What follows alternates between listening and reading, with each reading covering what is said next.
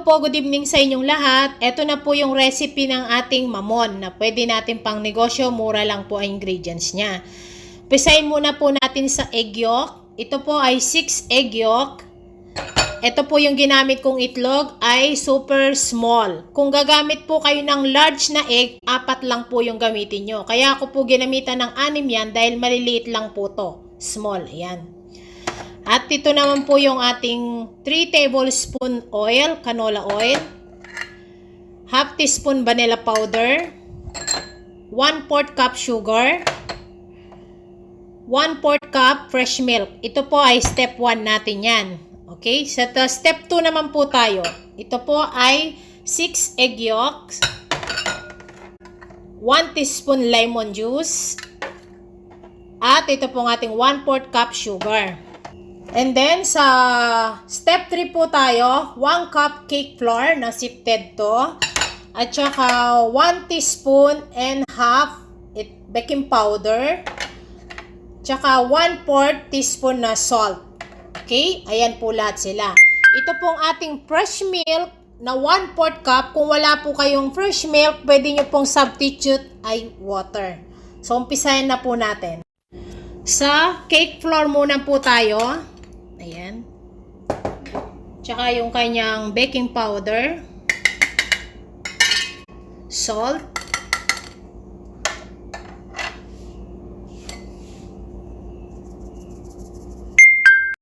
set aside muna po natin yan. Dito naman po tayo sa step 1 natin, yung egg yolk, tsaka po yung ating oil, sugar, fresh milk, vanilla powder or vanilla extract, pwede po. At gumamit kayo nitong panghalo. Dissolve lang po natin yung sugar niya. At ito, okay na po ito. Natunaw na yung kanyang sugar tsaka yung liquid natin. Kailangan matunaw po yung sugar niya. Yung wala na kayong nakakapa. Set aside na natin ito. Dito naman po tayo sa step 3 natin na egg white. Ito na po, dito na tayo sa egg white. Transfer ko lang dyan kasi gagamitan po natin ng hand mixer para hindi po siya umapaw dyan. So, pisahin na po natin. Pag may bula na po siyang ganyan, lagay na po natin yung lemon juice. Ayan. At ito pong ating sugar ay konti-konti lang ang lagay natin.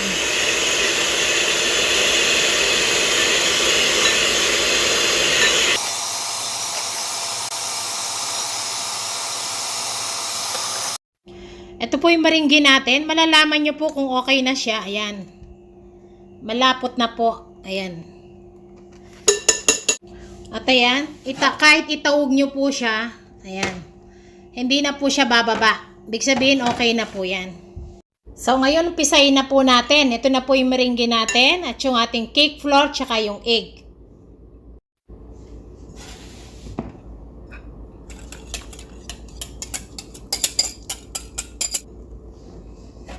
At ito na pong ating cake flour. Yan, sunod na po natin to.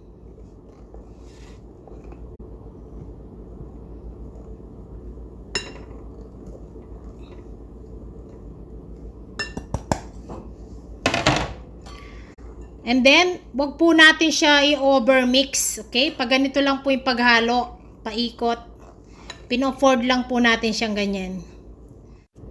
Yan. Ganito lang po yung paghalo natin. Wag po kayo gigil ng gigil kasi hindi po pwede itong ikot-ikutin nyo ng ganon. Pag ganyan lang po, then papunta sa inyo. Pag ganyan lang, dahan-dahan lang po yung banayad lang. Okay?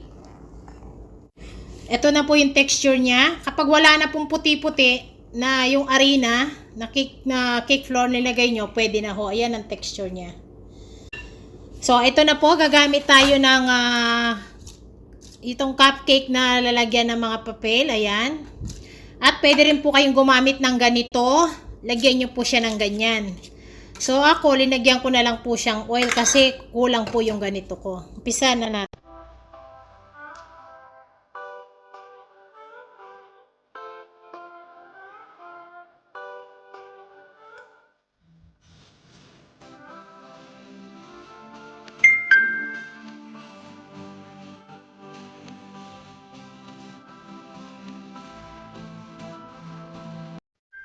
Ito na po. Pantayin lang po natin ng konti. Yung ganyan lang. Huwag niyo pong ididiin. Yan. Ilapad lang po natin. Ganyan lang. Dapat po naka-preheated na yung oven nyo ng 10 minutes sa 180 Celsius. Bebake po natin ito ng mga 10 to 12 minutes lang. Ayan, ganyanin lang po.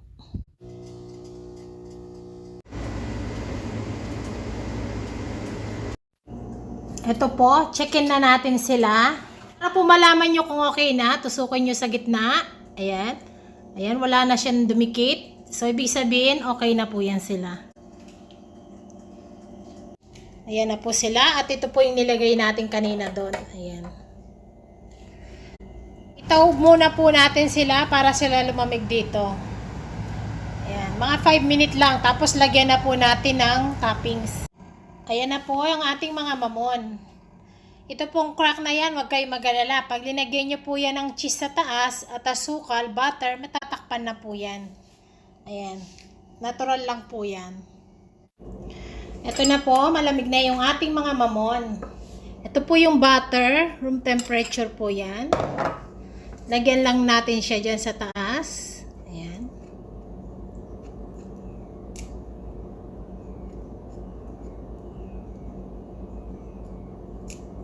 Pagtapos, ito po yung cheese natin. Ayan. Dampi nyo lang siya doon. Okay. Ayan na siya. And then, ito pong ating asukal. Ayan. Dampi nyo rin siya doon. Ayan. So, ito na po yung ating mamon na special. Ayan po. Pero kung gusto nyo naman, ganito lang siya, butter lang.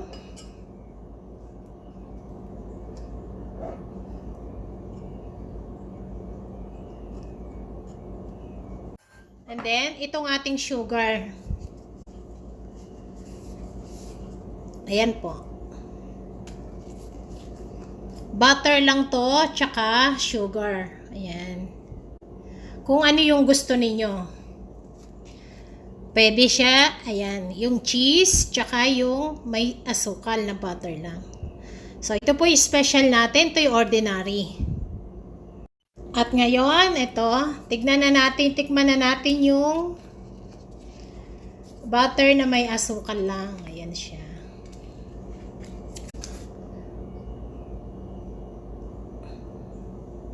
Ayan po, ay napakalambot niya. Ayan. Pakita ko sa inyo kung gaano siya kalambot. Ay, yung mamon natin.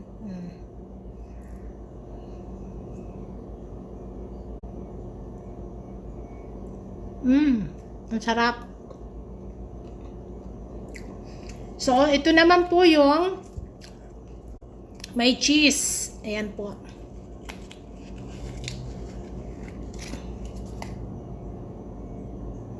Ang lambot din po niyan. Ayan, oh.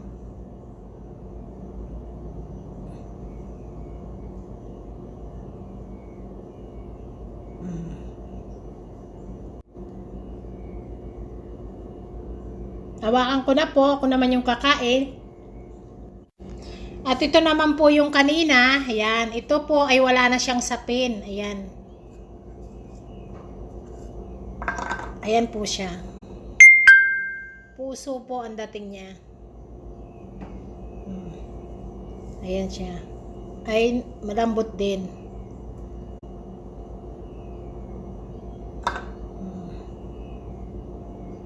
Yan po ang ating mamon. Salamat po.